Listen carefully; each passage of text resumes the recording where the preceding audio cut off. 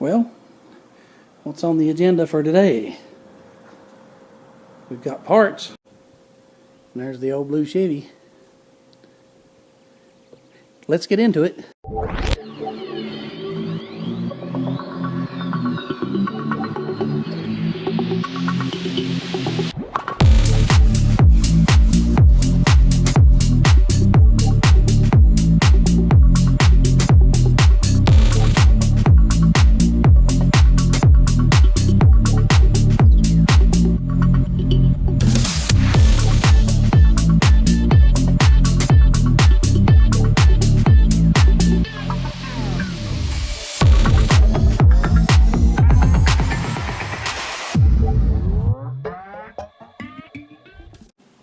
Got bunches of parts. Shiny new bow tie, new grill, new marker lights, which are the old marker lights are probably okay, but these will look better in this new grill housing. The problem is, just take some little speed nuts, and I don't have any. I've got an old grill laying out here in back. I'm gonna go see if it's got any of the hardwire, and I've also got these. I've got these things. I gotta find them. We gather some parts up. I've got to start this old Chevy and air the tar up on it. You know what? Let's try. She's crusty. Really needs a new seat. I hate to change this seat. It's got fairly good rockers. This is my dad's old truck. Here's the key ring with the tools on it.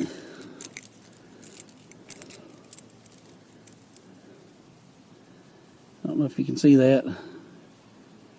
If Dad can't fix it, no one can. You have to live by that. At least as long as we believe it, we'll survive as a society. Probably don't need to. That's got showing not much fuel. I'll probably have to put some fuel in it. Cranks. I know it's got fuel injection. I don't need to crank it, but wow, she's a runner. I may pull it up here in the driveway and wash it. I can't do anything with this truck until I put brake lines on it.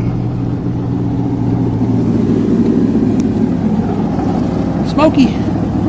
Needs valve seals. Really needs painted. I think there's a hole in the exhaust. Definitely.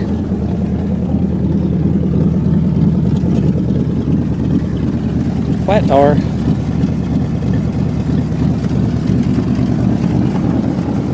I don't believe it started as easy as it did.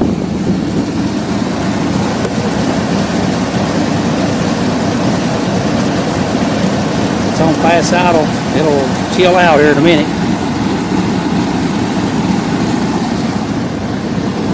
I'll put some brake fluid in it. We'll get the tires aired up and get it up here close to the garage where we can work on it. Well, I've already had to make a parts run. Didn't have no brake fluid in stock. I always have brake fluid. I don't know why I didn't have none. I got some hoses for I got a leaky transmission line on the truck that goes to the cooler. Need some of these little castle nuts that goes on these marker lights. I got the old grill that I brought from outside. It's got I can't find the other side of it, but it's got 4. I believe I've got some push locks that I can put on there instead. I was trying to figure this thing out. I was missing parts. It was these little push-in pieces that luckily we had all 4 of them on that other grill, but this thing's going to be nice. I have one little nick in it that'll turn into a giant nick as soon as water gets under it. But inside the cab was all of our star screws and regular Phillips screws. So we've got that. Hopefully this will be ready to put together, but I can't put it in until I find the transmission leak on the transmission cooler. So I'm going to go out and put some fluid in it and start it up and see if I can see where it's coming from. I think the lines are just dry rotted. The lines are more than 20 years old, probably 25 years old on that transmission cooler since me and Matt last worked on it. So I'll take a look at that and see what we can do, and we'll come back. This is a OBD1 style computer system on this. It's real simple. It has 2 fuel injectors, electronic coil, and the computer system controls the idle and the timing. It's just simple open loop, closed loop system. It's just simple on and off and reads voltage, I guess millivolts on the sensors.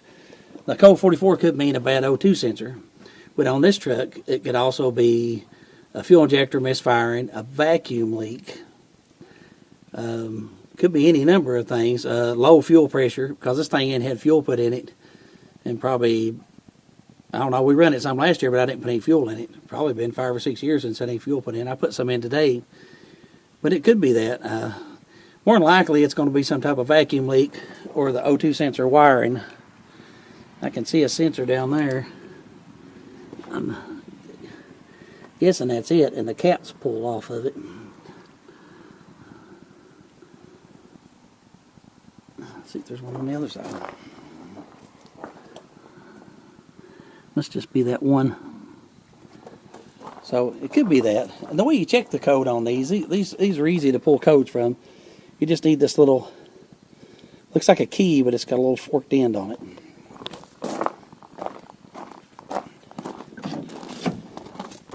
And down underneath the dash, you'll have your computer terminal port. It's right there. And you want to use the top right A and B port. Well, I was talking about this code a minute ago and the battery died. But these OGM OBD1s, onboard diagnostic 1, you can go to the, if I can get the light on it here, go to this terminal down here and put this key in, and it jumps A and B circuits out. Then all you have to do, if I can find the keys, is turn the ignition on.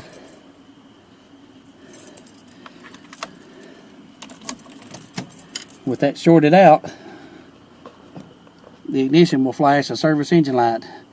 It'll flash a long and 2 shorts. Long flashes are 10s and 20s. 2 shorts are 1s and 2s. So it'd be 10, 11, 12. Code 12 means all systems go. And then you start getting your service codes. 10, 20, 30, 40. 1, 2, 3, 4. 10, 20, 30, 40. 1, 2, 3, 4. So that's code 44 to flash that 3 times. You'll do it one more time. And that's our code 44 that we're getting. And that's the last one. Now it should go back to 12. 2 longs and a short. Or 1 long and 2 shorts, I'm sorry. 10, 11, 12. So it's went all the way through the codes. When it goes back to 12, it doesn't have any more codes to deliver. It's a simple way of diagnosing your OBD1 engines. It's super simple. You just read the codes. You can look any of them up online. They're available everywhere. They're in your old manuals. But it'll go through that. It'll keep repeating it over and over until you read all the codes. In this case, there's just 2. There's 12 and 44. 12 means all systems go or start. So I'm going to turn the key back off. Don't forget your key down here. Take your little service key out. This thing, lights works in it. The rocker arms. No rust in them at all, inside or outside. There's a little bit of rust around the quarters, which can be fixed easily. Cab corner is good on this side. The bed's got a little ding in it, but it's not rust. It's where somebody's hit it. The doors don't shut fantastic. The problem with this kind of doors is these little hinges bend. The pins wears out, but we've put new pins in this door. The hinge is just bent, and it makes it sag. This little thing wears out. And also this is so beat up in here that this needs to be replaced. This lock mechanism. And it'll do way better once I replace this lock mechanism. And where it's been sagged so long, doesn't shut that good. You have to shut it really hard, and it still didn't shut.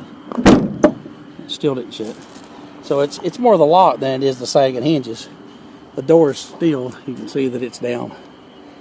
So it's sagging. Even though I put new pins and bushings in, it's still got a sag, and that's those mounts. They will bend over time. You can put a jack under it and jack these up, and they'll last for a day or two, but they'll usually sag right back out. I believe we found all of our screws for this stuff. So I'm going to come back inside and work on this since it's getting dark. I haven't decided yet whether I want to use the chrome badge or the original one. Ain't made up my mind. And there's our badges. I like the factory one. I wish I could get that stain out of it, but it's got the gold and black. I think I might put the factory one back in. I really like this one, but it doesn't show up on that grill. It just looks like it doesn't have a badge on it.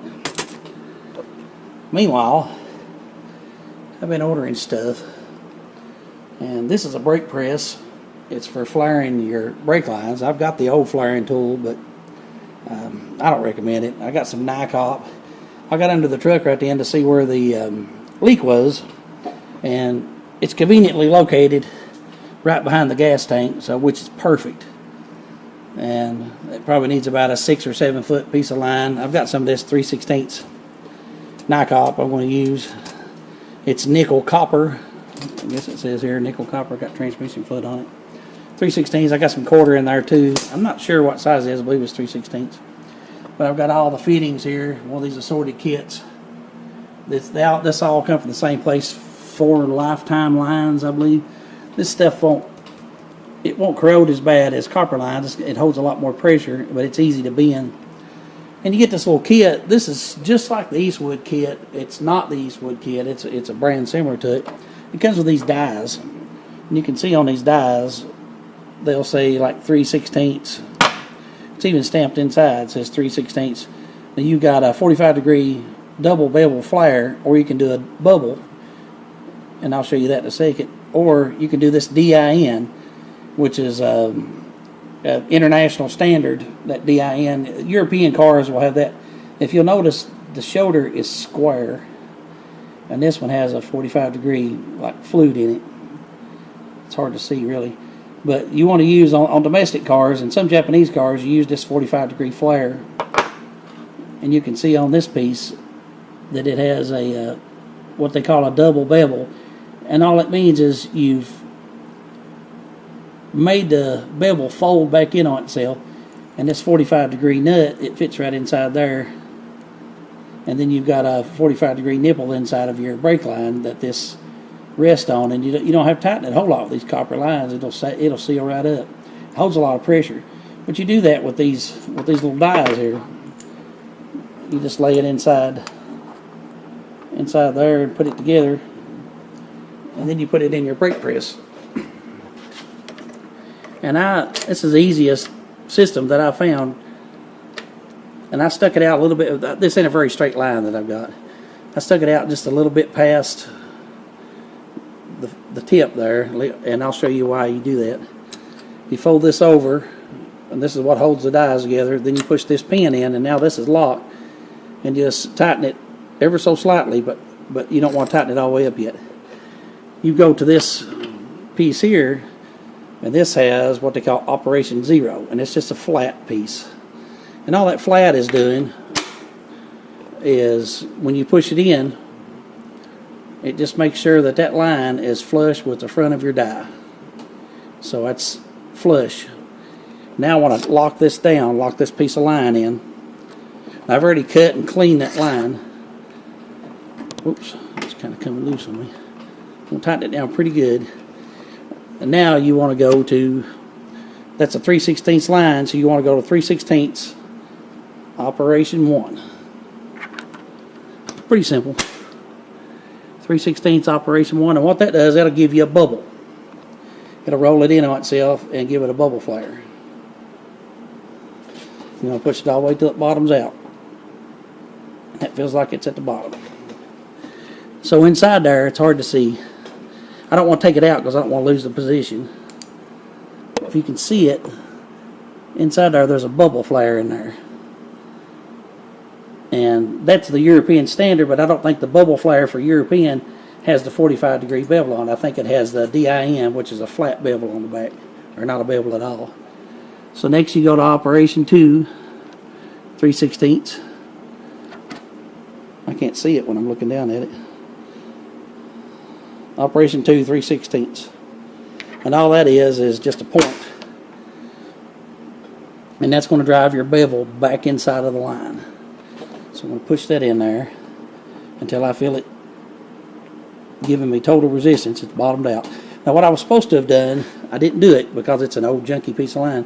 You're supposed to put some NICs on this. It keeps you from wearing your tool out, and I didn't do it, but you're supposed to put NICs on that before you do your flares. And now I can loosen it up, unpin it, and take it out of the block, and I should have the most horrible looking flare you've ever seen in your life. It didn't work out.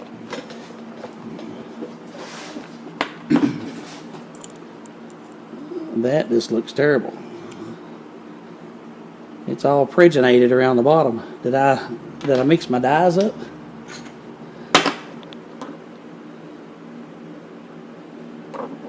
Nope, I got a 45-degree. I did have a lot of waves and stuff in this, so that may be why it turned out so bad. But the first one I done, this is my practice one, it came out perfect. It could be because I didn't put any NICs on it. It just resisted. Got stuck and resisted. So I'm going to cut another piece and we'll try it. All I'm using to cut it, this little pipe cutting tool. I had to get a new one. I've got 3 of them, but the blades ain't no count in them. Some of them, the wheels are locked up. So I had to get a new cutting tool, pipe cutting tool.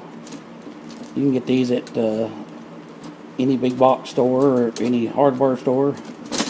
Get these in, pick these up anywhere. This one comes from Amazon, but I'm not necessarily promoting Amazon products.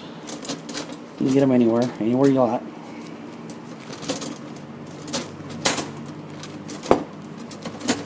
It's hard to do one-handed.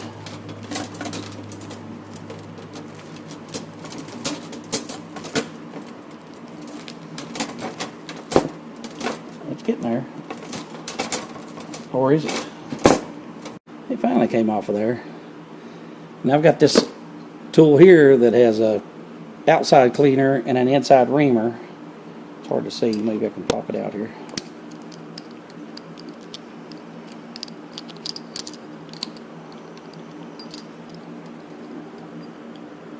So it's got a little small reamer on it. It goes up to 1/2 inch, I think. Then it's got a reamer here, and I'm just going to clean this line up, and we'll come back. You really just want to get that cut section out and get it cleaned up. And I'm going to set it back up in the die like we did a second ago, and I'm going to put some NICs on the tip of it. Okay, now we're back at operation 0 again. I'm just going to push it back until it is solid against the block. Now we'll tighten it down. We got it tight. Now we'll go to operation 1, 3/16 right there. Now we'll bubble flare it. Now we want to go to operation 2, 3/16, which is the orange one, and push it in until it seats. And that should be all there is to it. Open that up, pour your pin. It's in there pretty solid now. And it done exactly the same thing. Well, maybe not. It's hard to tell.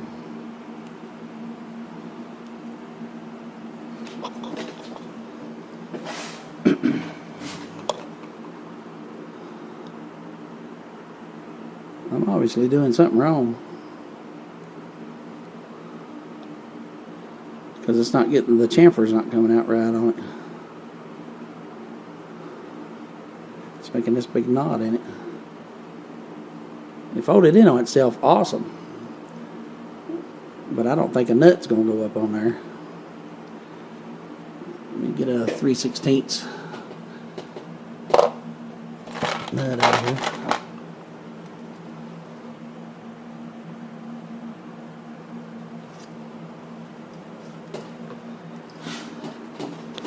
Yeah, there's no way that's gonna. It might. Well, I got the wrong one. I got a bubble flare.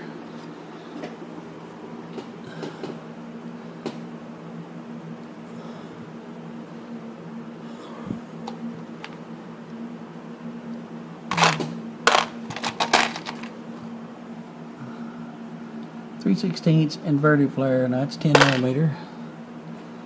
I guess it'd be one of these up here. 3/16 inverted flare, 3/8/24. That goes right up on there. But that, I swear it shouldn't have that big lump in it on the back side. If it's on there nice. I believe I'm seeing a reflection.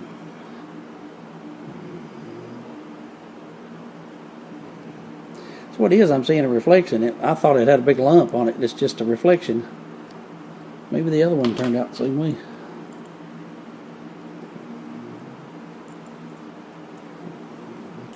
Oh, that was definitely got a lump on it. So there's a little bit of a learning curve. It's sure easier than using the little dies, though. But I've only got maybe 3 or 4 little pieces of line to do. Just long. I got long pieces to do on the truck. So hopefully I got enough. I got another roll of this stuff coming. But I also got these little benders. They work okay, but they're sharp on this back side. And as you're bending it, they put a little bit of a sharp place right there. I was bending this one a while ago, and it left all these little nicks in it. And you definitely don't want that. But I have a small tube bender that's just a circle, and that'll be the best thing to use for these, because this is so soft, and these things have got this sharp edge on the back. I wouldn't recommend these. I know Eastwood sells these, and everybody sells their own version of them, but for them being sharp right here, I don't know. This little reamer works okay, but I may be cutting too much of the metal, and that might be why it's bubbling up. Who knows? It's going to take some practice. I got these little lights, side markers. These are blacked out. I think they'll look pretty good on there. It might look like they're just broken out. They may not look good at all. Here's the factory ones. They're not very pretty, but they can be cleaned up. There's nothing wrong with them. But I don't have all 4 of them. I've only got 2. I can't find the other piece of the grill, the one that got busted. So we may be going with blacked out for now. See how they look. If we don't like them, we'll get something else.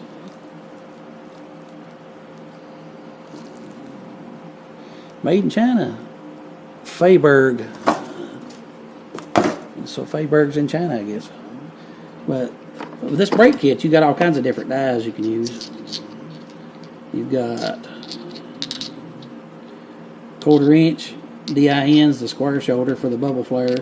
Then you got the inverted 45 degree, which is nice. Here's one with a piece of it's like metric. 5/16 or 8 millimeter. And that came with it, this little flare did. I guess that worked for like transmission lines and stuff, maybe.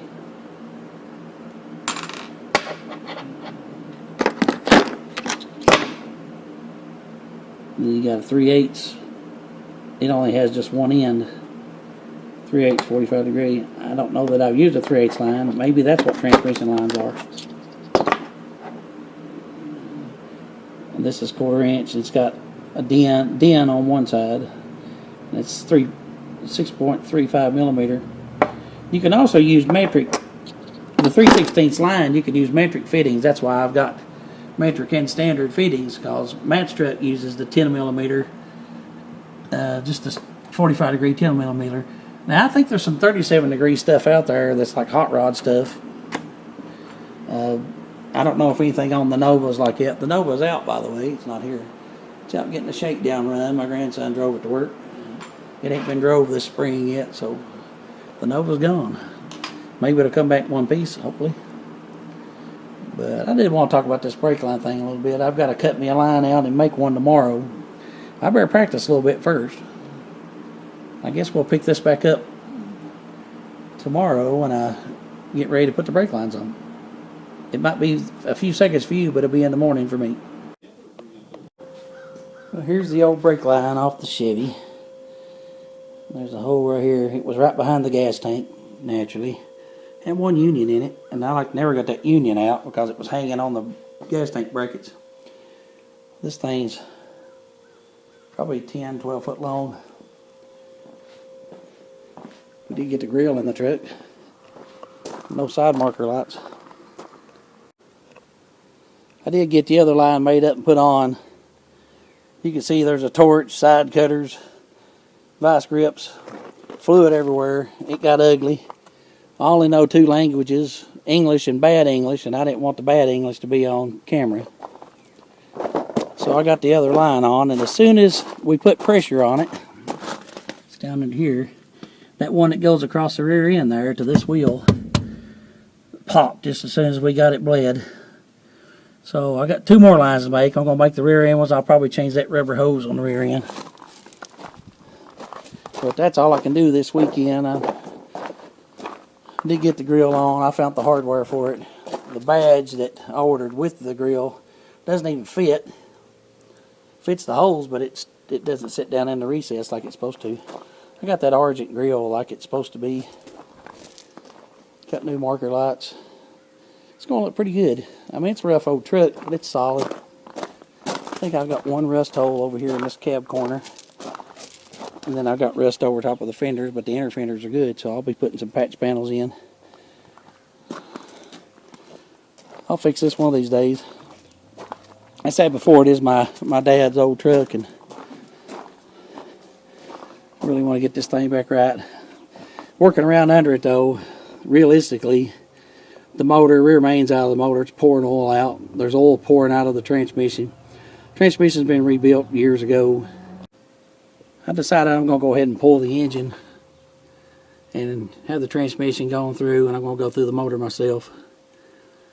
There's something supposed to be special about this motor. I don't know what it is. I want to get it tore down and find out. I don't want to trade it in. I'm not sure if it's a 4-bolt block. I don't think it is. It's hard to tell down in there where the pad is. It is a 4-bolt main. You see that number pad where the stamping is? You don't have to look at the numbers on it. You just have to look at the width of that number stamping pad. If it's cut off on both sides and it's short, you've got a 4-bolt main without looking at anything else on the block. Here's another one. This is a Vortec, and it's a 4-bolt truck engine.